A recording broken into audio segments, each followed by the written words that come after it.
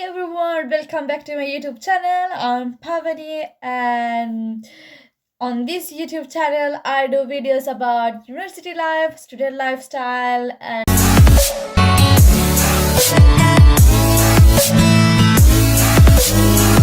yeah, I'm back again. So I'm back from after a while.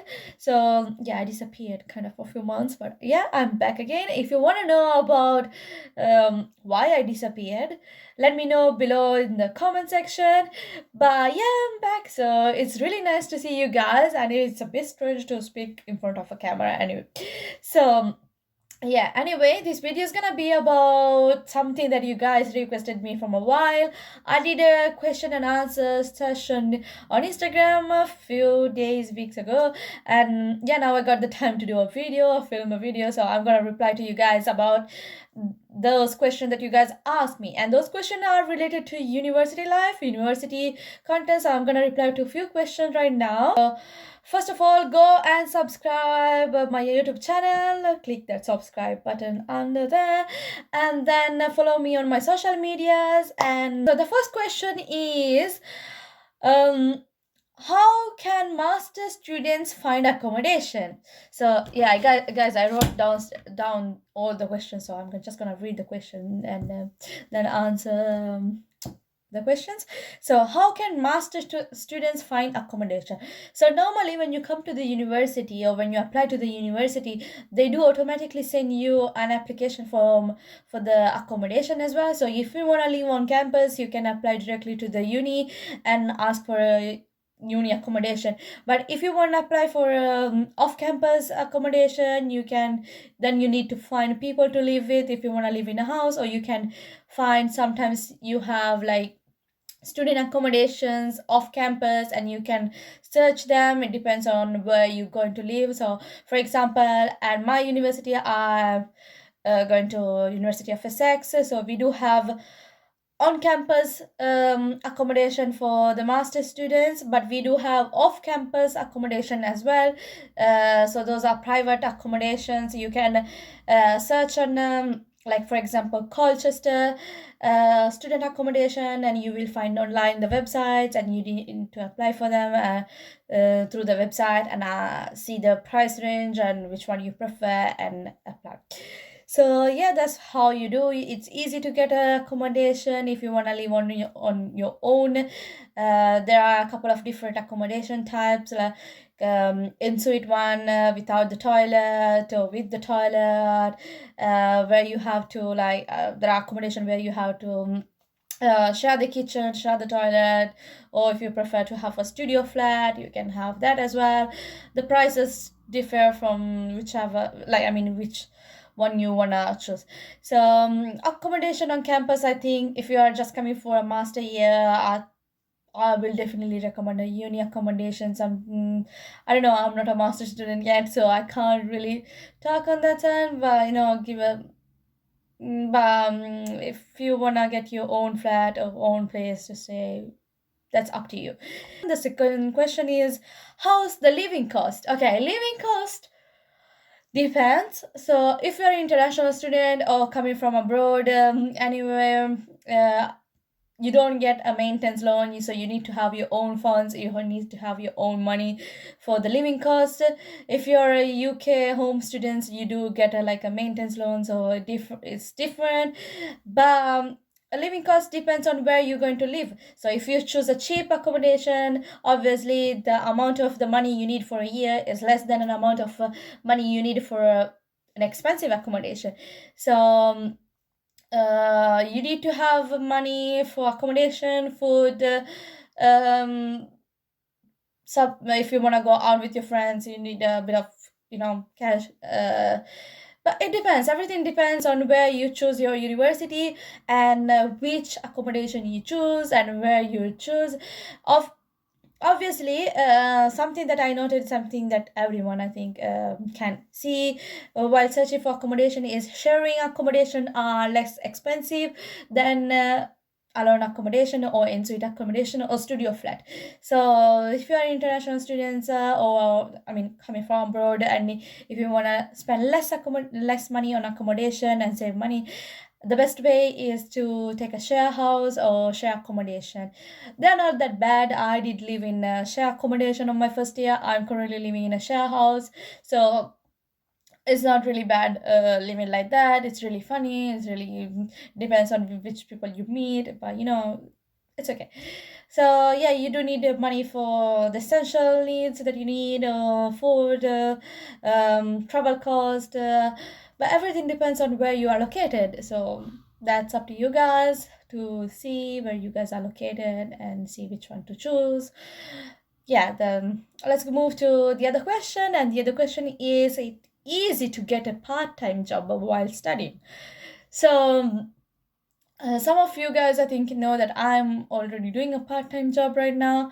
If you're following me on Instagram, probably you might have seen it. Uh, um, uh, so well, I'm a currently final year, so I'm going to my final year. And during my first year of university, I tried to find a job, but I didn't find a job. I was so desperate to find a part-time job during my first year, but I couldn't find. I got my first part-time job in here in UK this year March, and I got this job through through my friend, because she was already working there, so she put me there. So it was through reference. So that's how I got my first job here. But it's not, I don't know. I can't, with my experience, I know that there are so many jobs, so you need to keep applying every time. Like if you come here, apply, apply, apply, keep applying everywhere you can. You might get the chance to selected from a job. But if you know someone who's already working in a place, try to go by reference. That's the best thing that I can suggest at the moment. But if you keep trying, apply, then they might contact you. But with my experience, it was hard for me. But sometimes you can apply for uni jobs as well. So if you're coming right now, you can apply before the uni.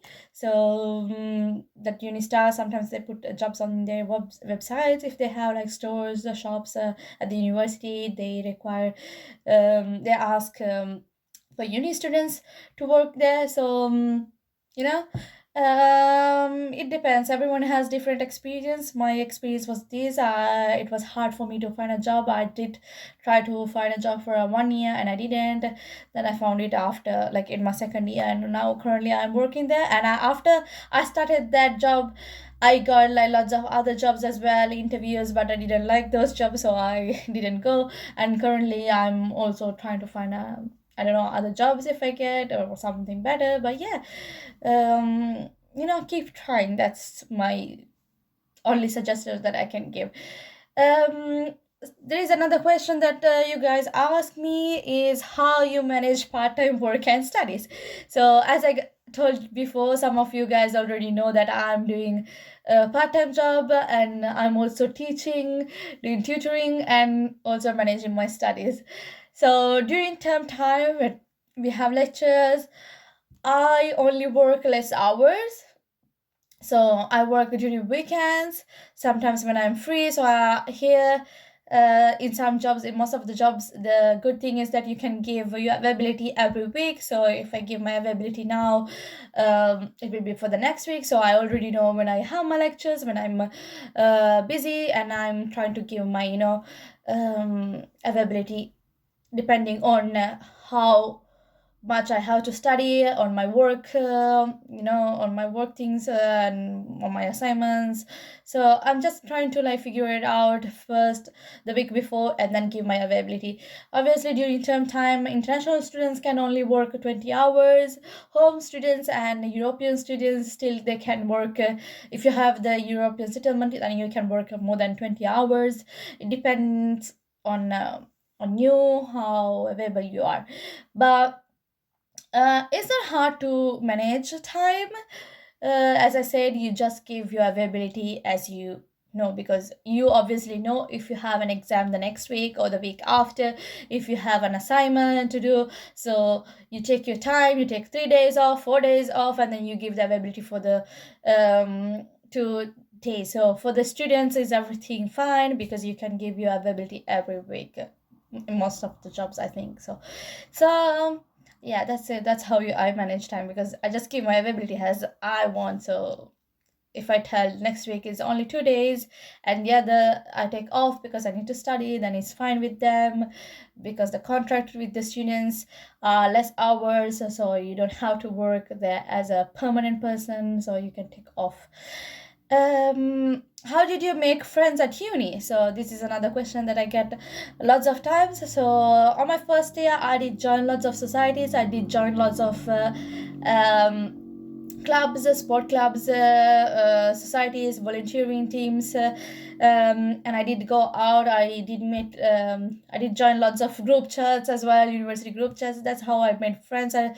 At first, when I came here, I was really afraid to not meet anyone and to be, like, because I was like kind of shy before. I don't know if I'm shy sometimes now as well, but I was like, oh my god, I'm not gonna meet anyone, bro. And I was really, really afraid. But when I came here, I joined the societies, I joined the group chats, and I made lots of friends. Sometimes at uni, you make great friends and you keep them, but it depends how you fit in the groups. You try on your first year, if you're coming for your first undergraduate studies, then on your first year, you meet lots of friends, and then when you by the time you go to the second years, you lose some friends, you make new friends. Here you always make friends. There is no way that you can't have a friend if you join societies, and if you are if you really like your social life, then if you really like meeting new people, then it's fine. It's absolutely easy to make new friends. It's easy, don't worry about that, don't be shy, just come here, just go and be free, talk, and you will meet friends. The question that someone asked me, is grocery shopping expensive? So grocery shopping is not that expensive. It depends on where you buy things. So there are obviously some markets, some stores that are way expensive than some other stores, so it depends on the stores. You have expensive markets and less expensive markets, cheap, affordable ones. So as a student, you normally try to go to the affordable ones, but sometimes you can buy from the on our average, markets or superstores. But I mean, it's not expensive, so it depends on how often you cook, how often you buy things, how often you want to eat, how much you eat. I mean, it depends like, I don't know, like for me, I go grocery shopping every kind of 2 weeks, but since I started working, I don't get the chance of eating like all 3 meals, so it depends. Like every 2 weeks, I do shopping for like 2 weeks, 2 weeks, 2 weeks and a half, and I keep the food in my fridge. So I don't spend much on food because I don't go to do grocery shopping every week or every day, every 2 days. So I just buy for a couple of weeks and then leave it there.